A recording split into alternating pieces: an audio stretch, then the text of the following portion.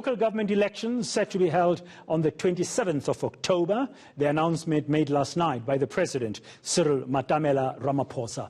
The EFF and the IFP want the elections to be postponed. The EFF says holding elections during the coronavirus pandemic will put lives at risk and undermine democracy. But the IEC is insisting that it is ready to hold these polls this year. Well, what will it take to hold a successful election during a pandemic? Let's discuss this now with Bonang Mohale, who is the University of the Free State Chancellor and also an economist.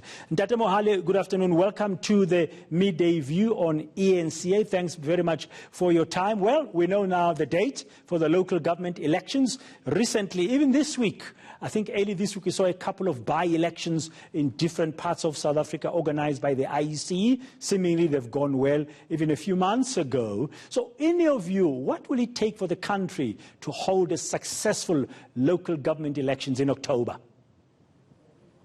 But then you see what the pandemic has taught us is that there's no point in hankering towards the old normal or even looking excitedly too much at the new normal, but for all of us to create a better normal.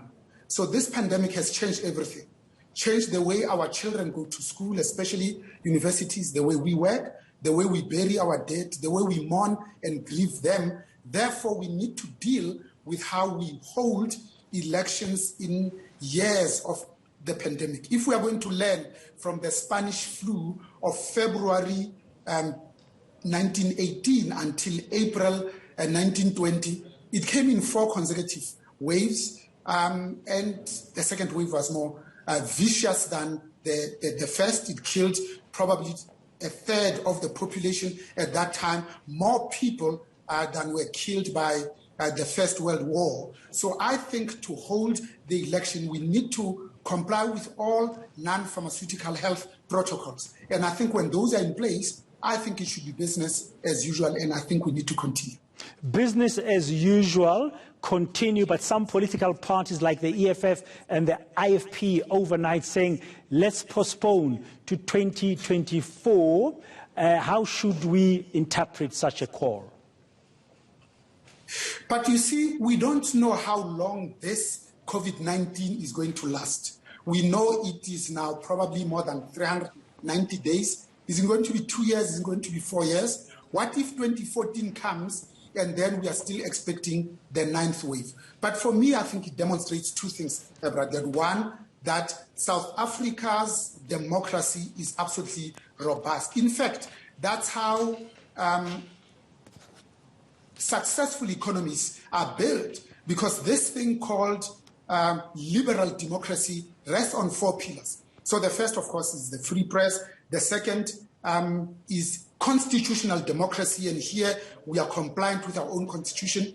The third is an independent civil society, and then the last one, of course, is the rule of law. But for me, Braden, the second point I really want to make is that the context in which we are holding these elections is at a time when the pandemic has demonstrated beyond any shadow of doubt that the grass and the grotesque inequalities continue to affect black people and women and the poor disproportionately. So we are getting into these elections on the 27th of October at the time that, number one, inequality is actually widening.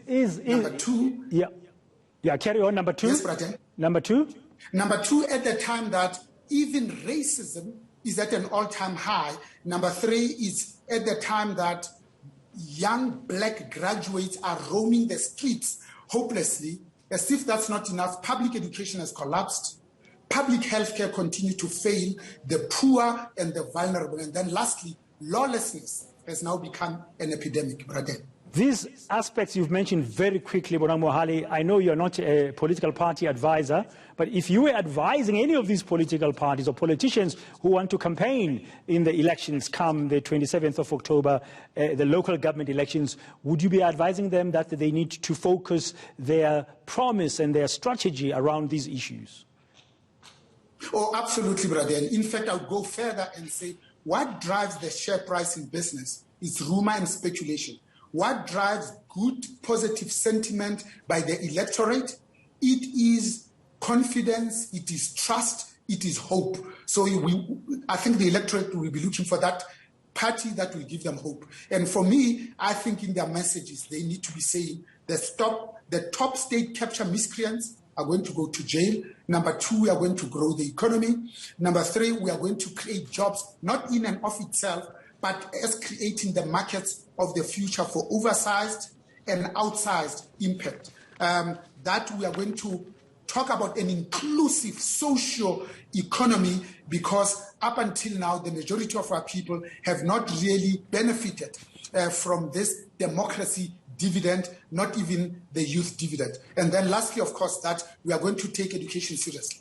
Yes, and I guess being local government elections, there will be lots of local issues, but in our country, many municipalities and areas in rural South Africa, there's all these challenges that you've mentioned, and they all revolve around jobs, empowerment, safety for women and our children. Thank you very much for your time on the Midday View on eNCA this hour. Ntate Bonang Mohale, economist and University of the Free State Chancellor.